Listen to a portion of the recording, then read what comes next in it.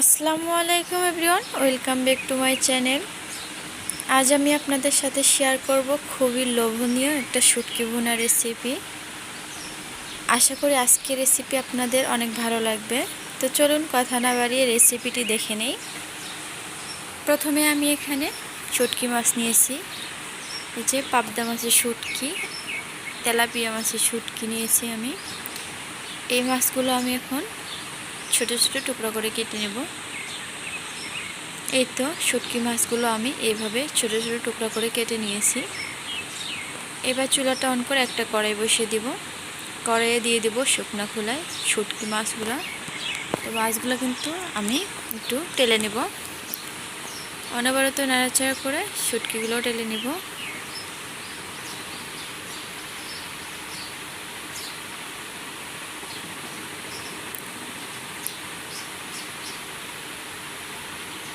তো শুটকিগুলো কিন্তু আমার ভাজা হয়ে আসছে। এই পর্যায়ে আমি এখানে কিছু পানি অ্যাড করে দেব।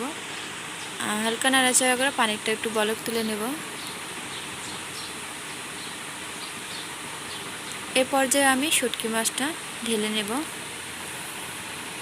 আর এই শুটকি মাছটা আমি 3 থেকে 4 মিনিটের জন্য এইভাবে গরম পানিতে রেখে দেব। তারপরে নর্মাল তাপমাত্রার পানি দিয়ে ভালো করে ধুয়ে নেব। তো শুটকিগুলো কিন্তু আমি ভালো করে ধুয়ে নিয়েছি। এদিকে চুলাটা অন করে একটা কড়াই বসিয়ে দিয়েছি। কড়াইয়ে প্রথমেই পরিমাণ মতো তেল দিয়ে এখানে আমি 2টা শুকনো মরিচ, একটা তেজপাতা 2 ভাগ করে দিয়েছি। আর এই পর্যায়ে এখানে দিয়ে দেব বেশ কিছুটা পেঁয়াজ কুচি।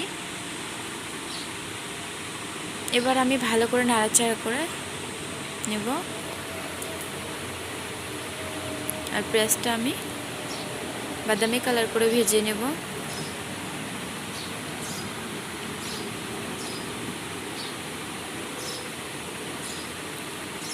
তো দেখতে পাচ্ছেন পেঁয়াজটা কিন্তু বাদামি কালার হয়ে আসছে। এই পর্যায়ে আমি এখানে বাটা মশলা দিয়ে দেবো। তো এখানে কিন্তু আমি একসঙ্গে আদা, রসুন, জিরা, পেঁয়াজ একসঙ্গে বেটে নিয়েছি, এগুলো দিয়ে দিলাম। তো বাটা মশলাটা একটু হালকা নাড়াচাড়া করে নেব যাতে করে কাঁচা গন্ধটা চলে যায়।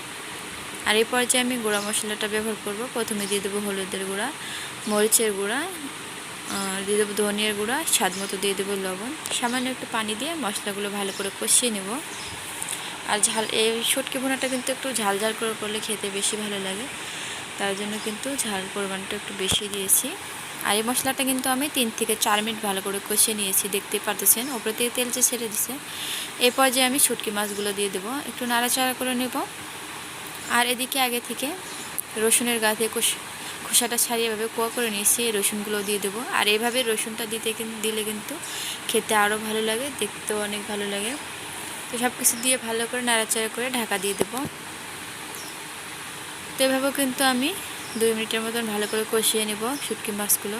তো দেখতে পাচ্ছেন শুটকি মাছগুলো কিন্তু আমার কষানো হয়ে গেছে, একদম শুকনো শুকনো ভাব।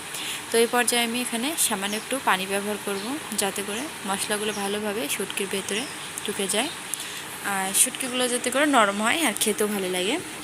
তো পানিটা দিয়ে আবার একটু নাড়াচাড়া করে ভালো করে মিশিয়ে নেব। আর এই পর্যায়ে ঢাকা দিয়ে রান্না করে নেব। কিছুক্ষণ পর ঢাকাটা খুলে একটু নাড়াচাড়া করে নেব। আর এই পর্যায়ে আমি কিছু কাঁচামরিচ অ্যাড করে দেবো। তো এখানে আমি 3টা কাঁচামরিচ দিয়ে দিছি। তো এই পর্যায়ে কাঁচামরিচটা দিলে কিন্তু কাঁচামরিচের সুন্দর একটা ফ্লেভার পাওয়া যায়। তো কাঁচামরিচটা দিয়ে হালকা নাড়াচাড়া করে আবারও ঢাকা দিয়ে দিচ্ছি। ঢাকা দিয়ে আবার কিছুক্ষণ পর ঢাকাটা খুলে এভাবে নাড়াচাড়া করে নিচ্ছি।